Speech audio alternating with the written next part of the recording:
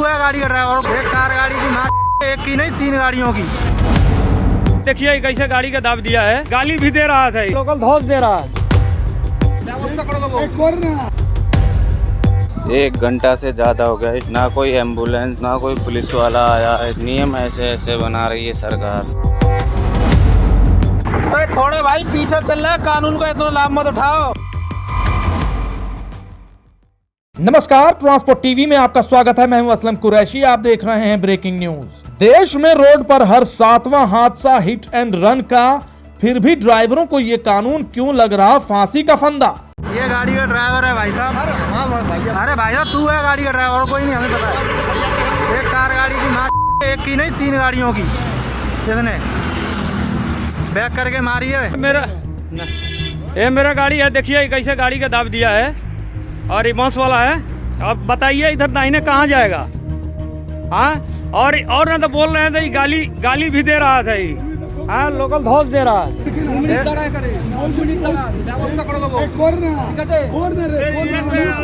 ये driver turning का पार करे ऐसे ही। 1 घंटा से ज्यादा हो गया इस ड्राइवर को निकाले हुए, ना कोई एम्बुलेंस है ना कोई पुलिस वाला आया है। इतने नियम ऐसे बना रही है सरकार।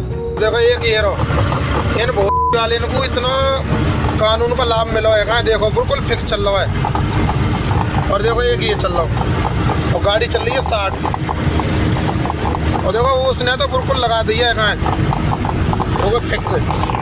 थोड़े भाई पीछे चल रहा है, कानून का इतना लाभ मत उठाओ, कानून का इतना लाभ मत उठाओ। दोस्तों, हिट एंड रन का कानून ड्राइवरों के लिए आगे कुआं पीछे खाई के समान हो गया है। बहुत से ड्राइवर इसे काला कानून बोल रहे हैं। हमने बहुत से ड्राइवरों को जो रोड पर निरंतर चलते हैं उनको सुना कि ये फांसी का फंदा बता रहे हैं। उनका कहना है कि रोड पर चले तो मरे, ना चले तो भी मरे। इस कानून के विरोध में जमकर हड़ताल हुई, धरना प्रदर्शन हुआ। ड्राइवर सड़कों पर उतरे और ये कहा, ना तो चलाऊंगा ना चलने दूंगा।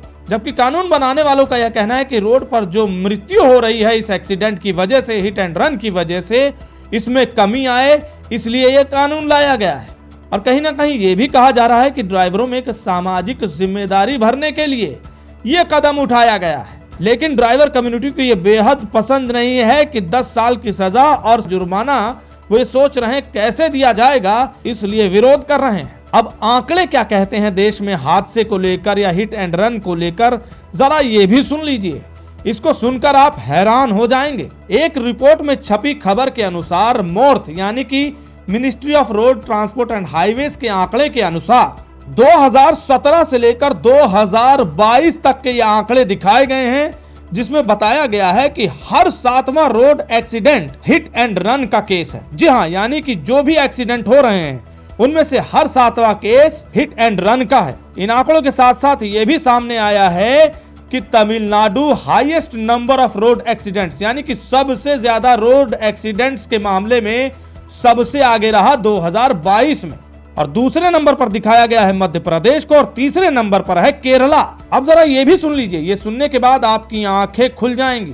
रोड एक्सीडेंट में मौतों के मामले में भारत पूरी दुनिया में सबसे आगे यानी कि अव्वल है। रिपोर्ट में ये आंकड़े ministry of road transport and highways के हवाले से दी गई है। जी हाँ, दूसरे नंबर पर चाइना और तीसरे नंबर पर यूनाइटेड स्टेट्स दिखाया गया है। यानी कि हादसों के मामले में हम सबसे अव्वल। इतने हादसे होते हैं, ऐसे में जरूरी हो जाता है कि हर गाड़ी वाला जो रोड पर निकल रहा है वो इंश्योरेंस करवाए, और इंश्योरेंस ट्रांसपोर्ट मॉल से 90-831 90-831 नंबर पर।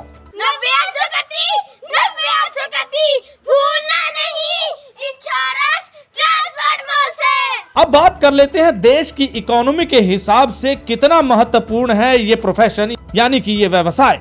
एक रिपोर्ट में ही छपी खबर के अनुसार भारत अपनी जीडीपी का 9% लॉजिस्टिक पर खर्चता है, और इसका कारण कहीं ना कहीं यह है कि इस व्यवसाय से ड्राइवरों का रुझान कम होता जा रहा है, और उसकी बड़ी वजह बताई गई है इसमें कम इनकम का होना, दूसरा रोड पर उनके साथ हरासमेंट का होना। और अब ऐसे कानून के आ जाने के बाद या उसके बारे में सुनने के बाद ड्राइवरों का मनोबल टूटता जा रहा है, इस व्यवसाय से उनका रुझान कम होता जा रहा है। ये कितना महत्वपूर्ण है देश की इकोनॉमी के लिए, इस बात का अंदाजा तो इसी से लगाया जा सकता है कि जनवरी 1, 2024 यानी कि नए साल के दिन जो हड़ताल पूरे देश में की गई थी, उससे देश की इकोनॉमी कितनी प्रभावित हुई थी, इसे देखकर सरकार के भी आंखें खुल गई थी। और कहीं ना कहीं उसके बाद 2 जनवरी को all India motor transport Congress के साथ एक बैठक हुई, मीटिंग हुई, जिसके बाद यह सामने आया कि अभी इसे लागू नहीं किया जाएगा बिना सलाह मशवरे और परामर्श के बाद। जी हां, और बड़े बड़े संगठन भी इसमें आगे आ चुके हैं। उनका कहना है कि अगर ये कानून सही मायने में रद्द नहीं हुआ या कैंसिल नहीं किया गया